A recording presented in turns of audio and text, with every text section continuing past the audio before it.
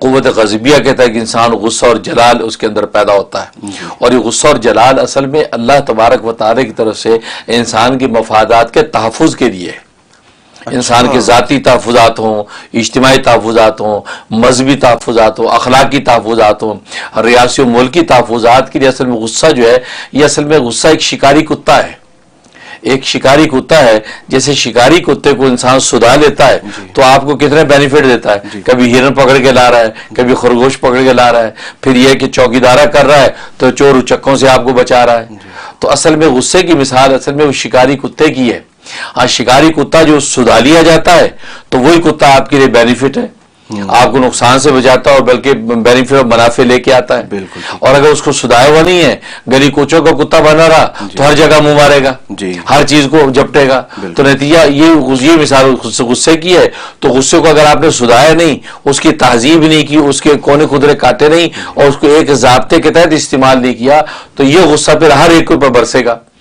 وہ اس وقت یہ نقصان دہ ہے انسان اپنی ذات کے لیے بھی اور دوسروں کے لیے بھی۔ بالکل۔ تو غصے کو جڑ سے ختم کرنا مطلوب نہیں ہے کہ جڑ سے ختم کر دیں، کیونکہ جڑ سے اگر غصہ ختم ہو جائے تو یہ زندگی کے بہت سے مفادات ختم ہو جائیں گے، انسان کے اندر ناموس اور حمیت کا، غیرت کا تصور ختم ہو جائے گا۔ انسان کی حمیت اور غیرت غصے کی وجہ سے تو ہے۔ انسان نے کسی نے یہ ایمان ہے کہ مذہبی غیرت، نبی پاک صلی اللہ علیہ وسلم پر کسی نے ناموس رسالت پر ہاتھ ڈال دیا تو مومن کا غصہ ہی تو ہے کہ جو اس کا تحفظ کرے گا۔ اگر آپ کو غصہ ہی نہیں آتا آپ کہیں کوئی بات نہیں، یہاں تک آپ کی کوئی چیز اٹھا کے لے گئے آپ کو غصہ ہی نہیں آ رہا تو شخصی ملکیت کا تصور ہی ختم ہو جائے گا۔ یہ تو غیر فطری بات ہو گئی، غیر فطری بات ہو گئی۔ آپ کے بیوی بچوں پہ کسی نے ہاتھ ڈال دیا آپ کو غصہ ہی نہیں آ رہا تو آپ کی ناموس برباد ہو رہی ہے، آپ کو غصہ ہی نہیں۔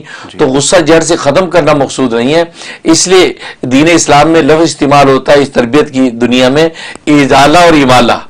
ازالہ مقصود نہیں ہے، امالہ مقصود ہے۔ ازالے کا مطلب وہ چیز جڑ سے ختم ہو جائے، تو غصے کو جڑ سے ختم کرنا مقصود نہیں ہے، امالہ مقصود ہے، یعنی اس کو موڑ دینا، اس کو گویا کہ حق بات کی طرف موڑ دینا، گویا کہ جائز بات پر غصہ آئے، ناجائز باتوں پہ غصہ نہ آئے۔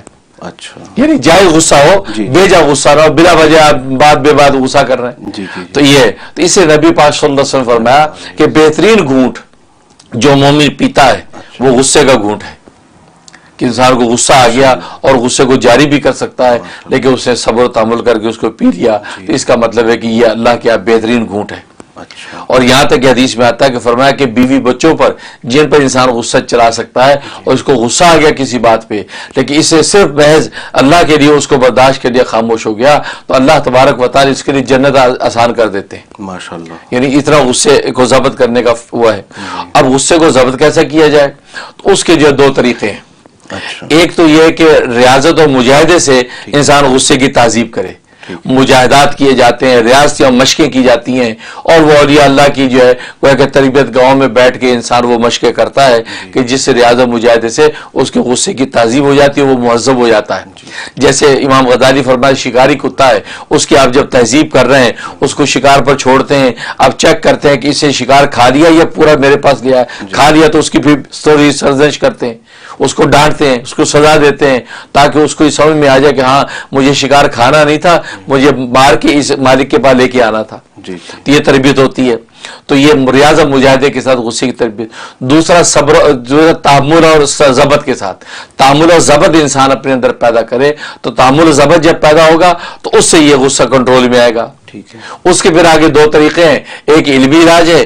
علمی علاج امام غزالی فرماتے ہیں یہ کہ انسان یہ تصور باندھے کہ بھی مجھے غصہ آ کیوں رہا ہے، مجھے غصہ اس لیے آ رہا ہے کہ دیکھو ایک میری مرضی ہے ایک اللہ کی مرضی ہے، تو یا اللہ کی مرضی چل گئی میری مرضی نہیں چلی، تو غصے کا مطلب یہ ہو کہ آپ در پردہ اللہ کی مرضی پر اعتراض کر رہے ہیں کہ اللہ کی مرضی کیوں جب چل گئی، میری چلنی چاہیے تھی، تو گویا کہ اللہ کی خدائی پر آپ اعتراض کر رہے ہیں، تو یہ گویا کہ یہ کتنی بڑی گستاخی اور بے ادبی کی بات ہے۔